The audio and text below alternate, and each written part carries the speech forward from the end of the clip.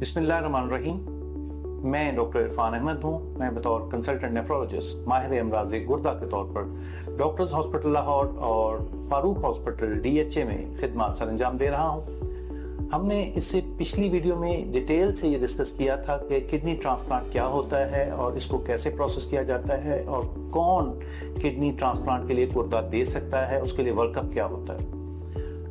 Usually kidney transplant का workup को हम 3-4 हिस्सों में डिवाइड करते हैं, जिसमें आमतौर पर एक पहले हिस्से में बुनियादी टेस्ट करवा लिए जाते हैं, दूसरे हिस्से में हम इन्फेक्शियस डिजीज का वर्कअप करवा लेते हैं, जिसमें खास तौर पर हेपेटाइटिस स्क्रीनिंग है, उसके अलावा ट्यूबरकुलोसिस है, कुछ और वायरल डिजीजेज हैं जिनका वर्कअप हम करवाते हैं ताकि मेक श्योर कर लें कि डोनर और रेसिपिएंट में ऐसी कोई वायरल डिजीजेज नहीं हैं।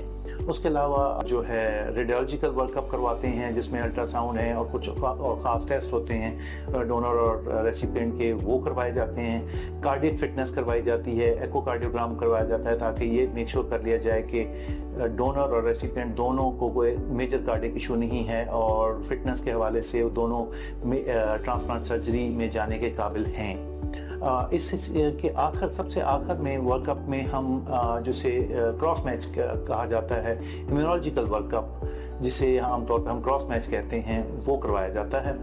इस इम्यूनोलॉजी वर्कअप को भी हम 2 हिस्सों में डिवाइड करते हैं। एक में जिसे HLA टिश्यू टाइपिंग या आमतौर पर आम लैंग्वेज में लोग टिश्यू टाइपिंग कह देते हैं। इसमें पेशेंट का जो रेसिपिएंट होता है उसका डोनर के साथ HLA मैच देखा जाता है कि कितने एंटीजन्स मैच कर रहे हैं। आमतौर पर ये कंसीडर किया जाता है कि हैप्लोटाइप मैच या एटलीस्ट लो फ्रीक्वेंसी पे 6 में से 3 एंटीजन्स अगर मैच कर रहे हैं तो ये एक्सेप्टेबल मैच है। HLA मैच में अगर 3 से कम एंटीजन्स मैच कर रहे हैं, ऐसा गुर्दा ट्रांसप्लांट तो किया जा सकता है, लेकिन लॉन्ग टर्म प्रोग्नोसिस शायद इतना बेहतर नहीं होता। दूसरे हिस्से में इसमें हम क्रॉस मैच करवाते हैं। क्रॉस मैच से मुराद कुछ इस किस्म के टेस्ट होते हैं कि जो इस मेक श्योर किया जाता है कि अगर डोनर का गुर्दा रेसिपिएंट के अंदर लगाया जाएगा तो क्या रेसिपिएंट उस गुर्दे को बर्दाश्त करेगा, उसके खिलाफ कोई एंटीबॉडीज तो नहीं हैं जो उसके डोनर के किडनी के अगेंस्ट रिएक्ट करें। और इसलिए इसको मेक श्योर करने के लिए, चूंकि इतनी बड़ी सर्जरी है, इतना बड़ा ऑर्गन ट्रांसप्लांट किया जा रहा होता है, तो पहले ही मेक श्योर करने के लिए हम क्रॉस मैच करवा लेते हैं। इस क्रॉस मैच के लिए आमतौर पर सबसे पहले CDC क्रॉस मैच करवाया जाता है। CDC क्रॉस मैच में यूजुअली रेसिपिएंट के जो सीरम है उसको डोनर के लिम्फोसाइट्स के साथ मैच किया जाता है। अगर उसमें सेल लाइसिस हो, सेल्स का ब्रेक डाउन हो जाए, तो हम कहते हैं, खासतौर पर 20% सेल्स का अगर ब्रेक डाउन हो जाए तो हम कहते हैं कि क्रॉस मैच पॉजिटिव आ गया, हमें आगे प्रोसीड नहीं कर सकते। ऐसे क्रॉस मैच के पॉजिटिव आने की 2 आमतौर पर वजूहात होती हैं, जिसमें एंटी डोनर एंटीबॉडीज भी हो सकती हैं, ऑटो एंटीबॉडीज भी हो सकती हैं।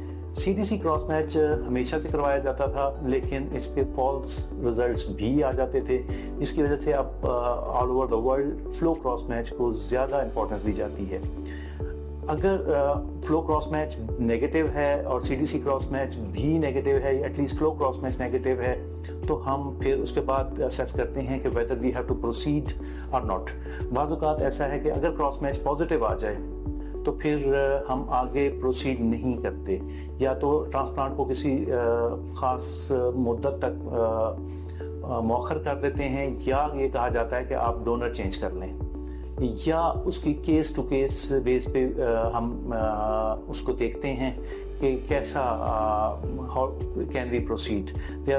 उसमें कुछ और सर्टन टेस्ट हैं जिसकी बेस पे मजीद इसको करवा के देखा जा सकता है कि क्रॉस मैच क्यों पॉजिटिव आया, जिसमें ल्यूमिनेक्स टेस्ट है, वर्चुअल क्रॉस मैच है। उसके अलावा अब PRAs पैनल रिएक्टिव एंटीबॉडीज भी करवा के देखी जा सकती हैं, जिसमें आप बहुत ज़्यादा स्पेसिफिक और सेंसिटिव SAB जिसे सिंगल एंटीजन वीट टेस्ट कहते हैं, ये भी अवेलेबल है, जिसमें हम ज़्यादा एक्यूरेसी के साथ देख सकते हैं कि ऐसी कौन सी एंटीबॉडीज़ हैं जो कि रेसिपिएंट में डोनर के अगेंस्ट हैं, जिसकी वजह से क्रॉस मैच पॉजिटिव आ रहा है। तो इन सारी बातों, इन सारे टेस्ट के बाद हम ये डिटरमिन करते हैं कि वेदर कि हमें ट्रांसप्लांट की तरफ प्रोसीड करना है या नहीं करना।